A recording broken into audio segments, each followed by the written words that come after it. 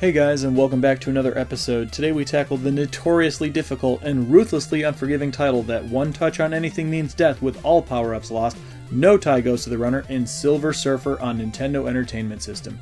Developed by a small team of what appears to be not much more than a dozen people, the strengths and weaknesses of game design are more apparent than ever in this submission-forcing, infamous, rage-quitting beast. After featuring a grip of hard-to-beat games on this channel, why not just go all in and lay pipe to this shit-covered bamboo spike of a game? I don't want to use words like that lightly, but if you have actually sat down to play this game before, you too cannot deny the unbelievably small margin that Silver Surfer offers in order to obtain victory. The saddest thing is, with vibrant graphics, excellent music, and a variety of stage design and gameplay, a simple life bar of 3 to 5 hits depending on a difficulty setting would turn this horrifying experience into a fun game to actually pop in and play every once in a while. But the fact is, most players haven't been able to personally see more than a few seconds of the game since nobody enjoys dying and getting sent backward as soon as they pick up the controller. While the game isn't impossible, and nobody is saying that it is, just ruthlessly unforgiving with a terribly unbalanced difficulty, it can be taken down with practice and a thumb that cannot quit. Seriously, let's call this the jogging pace, because it can never get slower than that. Some players might recommend using a turbo controller, but for a shooter, no, I cannot be denied the full Silver Surfer experience. That's one of the many difficult parts of the game. It would be like winning a Mario Party minigame with a turbo controller. There's no satisfaction in that. So let's talk about the game. Really good design choice on their part to allow you to pick between 5 levels, Mega Man style. This is great for practicing since you can go directly to any stage, aside from the final one of course. There are just a couple power-ups in the game, F for firepower, and it can reach a power of 5 along with a silver orb that attaches to your board and functions as a second or third gun in the top-down stages. It's important to know our power, and this is straight from the manual. 1 F means you can fire 3 bullets, 2 Fs means you can fire up to 4, 3 Fs means you still have your 4 shots but also an orb bullet in there which has double power, and 4 Fs means 4 bullets with double power along with orb bullets which are double power. So bottom line, you're decked out at this point. And while you have this, not much can get in your way, as long as you keep that thumb going. Last but not least, you can pick up bombs that will clear basic enemies off the screen, which is definitely huge for us later in the game. Silver Surfer is the epitome of a glass cannon because even with all these bullets, one little touch from anything means you're stripped down, you lose all the Fs and your silver orb guns, and you're back where you started, which means you better play a perfect combination of fight or flight until you have them back. Nothing can derail a Silver Surfer run faster than losing all of your weapons at the worst time possible, because while the game does have checkpoints, sometimes they put you only a little bit away from a boss, which sounds nice, but you don't have the opportunity to collect more than 1 or 2 Fs sometimes, which completely changes the dynamic of your whole fight. Like, it could just be a smooth, murderous 3 to 7 second sprint of smashing shots at their face, or a stressful endurance run which could push over a minute with a large, vulnerable sprite and gun that simply can't keep you safe. Alright, enough talk. We've set the stakes adequately enough. Let's go into Reptile and beat his bitch ass. Each level has 3 sections to it, and this is where we get a variety of horizontal versus vertical shooters, which means there are 18 ball-crunching, anus-pounding sections total. The scope of this whole thing is just always reminding you how ridiculous it is. Like, you can't fully appreciate everything you're seeing or hearing since any little fish, bridge, frog, wall, floor, literally anything can end it for you. Like, you just have to be very, very careful, otherwise it's over, man. You're done.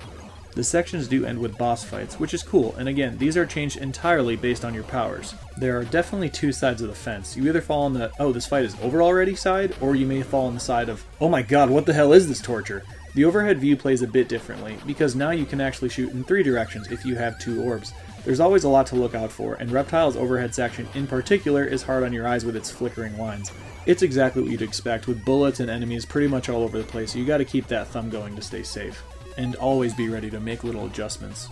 As long as you have your orbs and power-ups, killing a few waves of these turtles isn't too bad, and then the section's boss can be stuffed as well. The third section on most of these levels are a bit shorter than the others since they lead up to the main boss fight, so after avoiding some waves of pterodactyls and fish coming and going, you just have to line up in the perfect spot to blast the face off and through its projectiles, and just like that, it's already over. Like I said, if you manage to not touch anything for the whole level and make it to the final boss with all of your shit, these fights are short, but as we will soon see, it's a different kind of hell if you don't have them.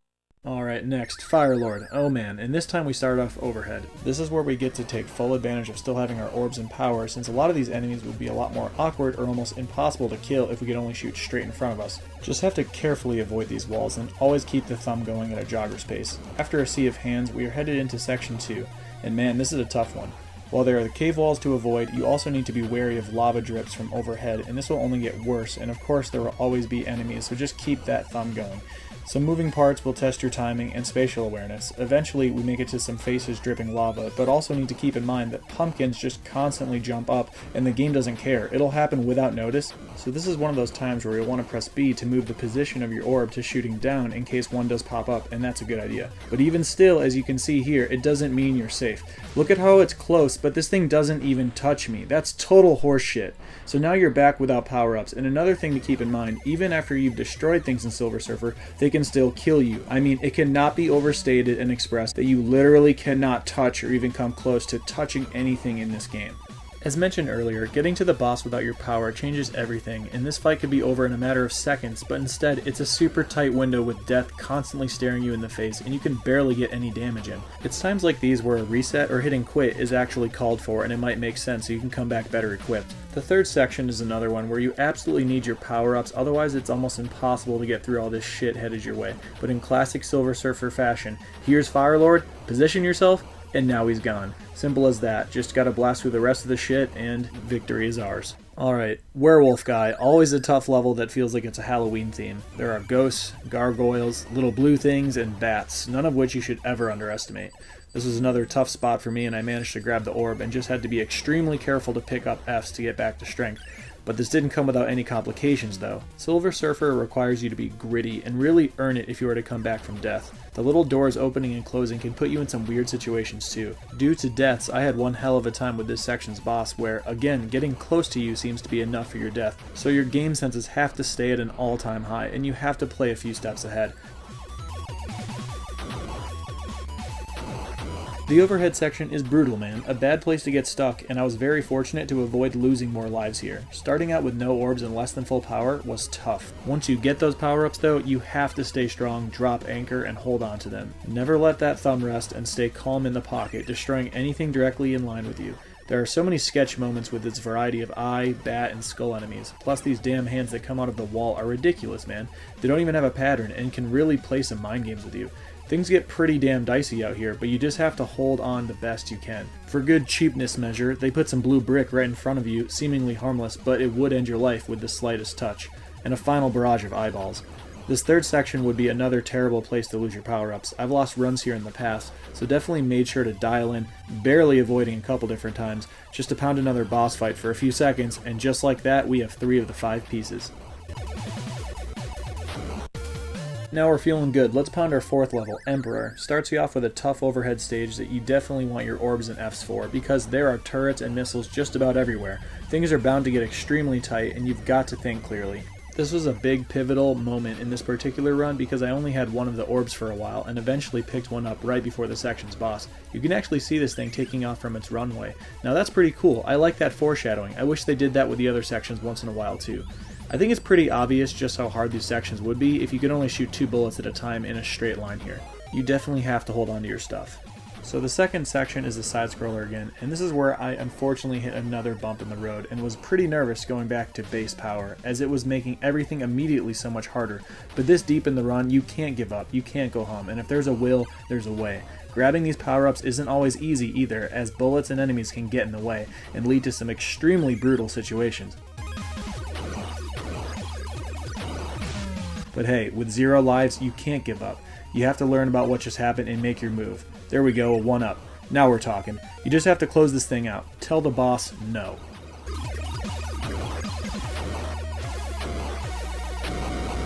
The third section is one of the easier moments in the game. If you know how it's done, you can carefully position yourself to take out the guns a row at a time, and your orb makes the ones below you, of course, a lot easier. Here we are, on the 5th level, homestretch with Possessor, and man, I know it's a recurring theme, but god do you want your power-up, since as usual, enemies are nuts and take up more hits than you think. Plus it doesn't take long for you to get to a spot where an orb really helps you out. It doesn't guarantee your safety, and you still need to be ready to avoid tragedy. While moving around deadly statues, columns, and some other shit, it's not uncommon for bullets to be coming your way, and it really takes some quick reactions and anticipation to hold on to all of your stuff. You absolutely need it because they start throwing some shit your way, and the boss has a whole lot going on. And without the power-ups to blast through it quickly would be a nightmare. The overhead section is more of what we've seen, deadly stationary objects that you need to be very careful around, along with plenty of eyeballs and projectiles that you just have to keep hammering your shot button for. Same with the little railing guns. And keeping your power-ups is very important. It makes these enemies a lot easier than usual, but the dumbest thing I've seen so far in this game, if you're sitting on the bottom of the screen, you know, where you're supposed to be, it's the safest spot and gives you the most time to see what's coming. This little gate right here will end your life. What kind of bullshit is that? Alright, the third section, where you'll be dealing with more statues, sperm faces, and these golden alien things. Looks like Robert from American Dad. You may notice that I'm positioning slightly high on this fight, and there's a reason for that. If you're pounding this guy with full power, after just a few seconds once the sky blows up, they send one last piece of shit your way out of cheap desperation to slow down your progress. But just like that, we're going to the final stage of Silver Surfer. We've got some dialogue here about having to go into the magic domain, and man, as if the rest of the game wasn't hard enough, these last few sections are the poop-crusted cherry on top of it. You better believe that I had all intentions of holding onto my powers for this one, but as fate would have it, this wasn't in the cards, as I got blindsided toward the bottom of the screen. Look, coming back from no power-ups in this part of the game, it's not something you ever want to do, and this is where I got pushed the most, but when you get to Magic Domain, you can't give up, you're so close. I even got one of the game overs, and even though it was a high score, that's not good enough. This is where I buckled in for one hell of an emotional roller coaster. Even losing the orb for a second time. Kept pushing, and man, you can just see how intense it is to finish this thing, and there are bound to be some extremely close calls, if not certain death. The orbs make all the difference when getting through this, and before you know it, we are on section 2 of the last overhead section in the game. It has some tricky spots, and your orbs are extremely important to help you deal with these bubble makers. Why are we fighting bubbles? You have to slide past some spiky walls for the majority of the level while carefully positioning yourself so your shots can hit enemies that are in your way. After some tight hallways and enemies, you eventually come to a boss, a damn psychedelic lobster of some sort that zooms around in a tiny form before growing, and this is where you want to get most of your shots in. He's just so damn unpredictable that you can only hope and clench as you beg the game to not take away your power-ups at this point, because you definitely need them for this fight, and since you're powered up, it won't actually take that long, in classic Silver Surfer fashion. Alright, last section of the game and final boss, and you know what? They definitely don't hand things over to you because check this out, I lost all the power-ups on this section. Talk about scary, man. It's a slippery slope and things can get away from you in a hurry. And a true game over at this point, sending you back to the start screen, would be devastating, although honestly it's somewhat what I was expecting, since they don't give you an orb in this whole section. Yeah, so victory will have to be obtained in a way I've never done before, with a single line shot. So things aren't just hard here, they're really weird, and I know the whole game is weird, but tell me what's going on here, dude. What is going on here? Why are these faces split open, hanging by hooks, and they're blinking too? What kind of horrible purgatory are we in, man? So we finally get to the final boss, and god, doing this without being fully powered up, it took straight pounding shots and close calls for over a minute and a half. It's totally insane, man, but what seemed to work for me was hanging in the uppermost corners on the wall where he leaves the screen, although I'm not sure if it's entirely safe because I did almost die here at least once. And things got really tense, but the only way to end the fight is to get shots in, so it's a weird combination of staying aggressive while also knowing when to pull the plug and just get the hell out of there.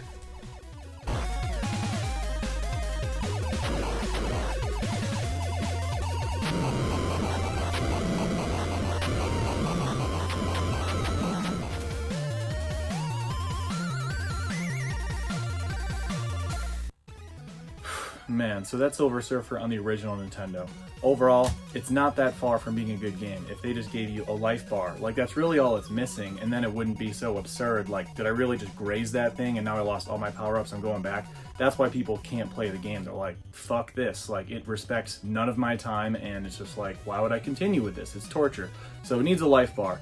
And conceptually, Silver Surfer is, of course, supposed to be very strong and, like, be immortal. So what is going on here? So conceptually, it's a fail. As a game, it's close to actually being decent if they just had, like, a couple fixes. But overall, guys, I want to thank you for commenting, liking, and subscribing. Hopefully you share this video with other gamer friends you have, and I'll see you again very soon for the next episode. Thank you again so much, and have a great day.